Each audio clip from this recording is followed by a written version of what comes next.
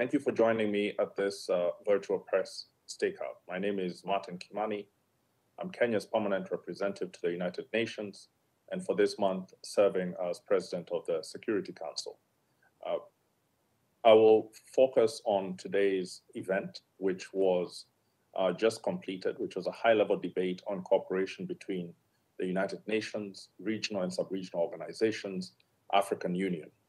The theme for the meeting was renewing solidarity to successfully deliver peace and security in a changing conflict environment.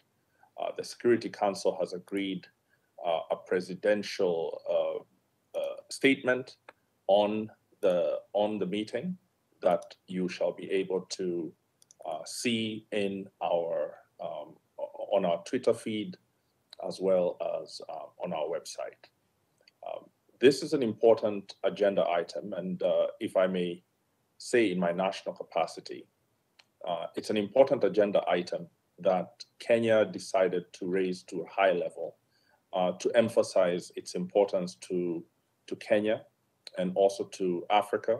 And we were pleased to have high-level representation, including the Deputy Secretary General who stood in for the Secretary General, His Excellency Mr. Donald Kaberuka, who's the African Union High Representative for the Peace Fund, and under Rule 37, we were joined by His Excellency Nana Addo Dankwa Akufo-Addo, who's the President of Ghana.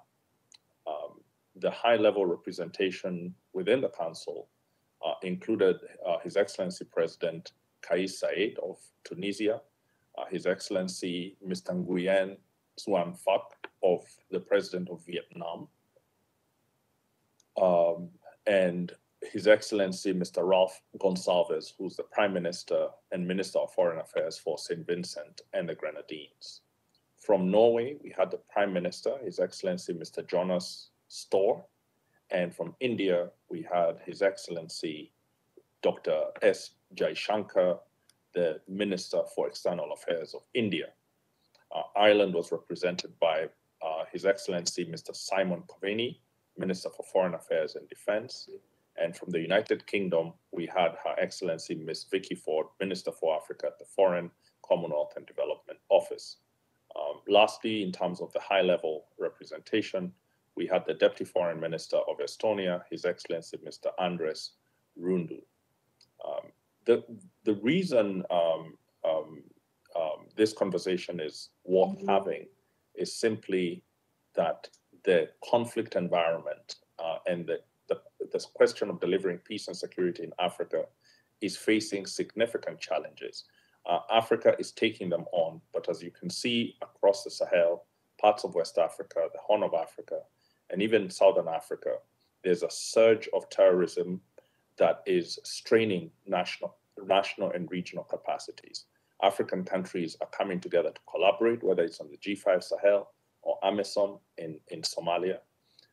But frankly, the structure of how they work with the United Nations requires to be strengthened.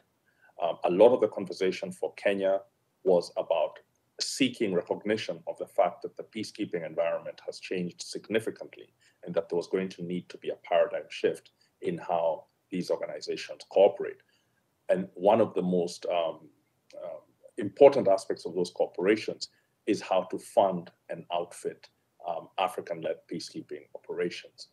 Presently, there's no assessed UN funding for such operations, even though they do serve to further the cause of securing international peace and security. So a lot of what Kenya had to say was to do with that. But we heard excellent inputs from the different representatives, and the fact that we have a presidential statement that has emerged from this puts us in pole position to maintain the conversation and hopefully within Kenya's remaining term bring a different approach between how the UN and the AU cooperate.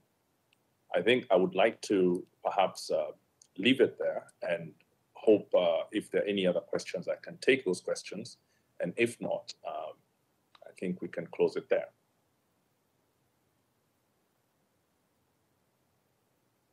I'd like to thank everyone who has helped us in putting together the program of the high-level events we've had this month.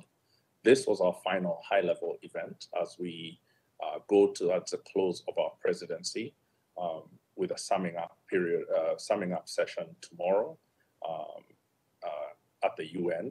And I look forward to that session and explaining to member states what the month of October has been like at the Security Council and Kenya's perceptions and lessons from that month. I thank you very much for taking the time.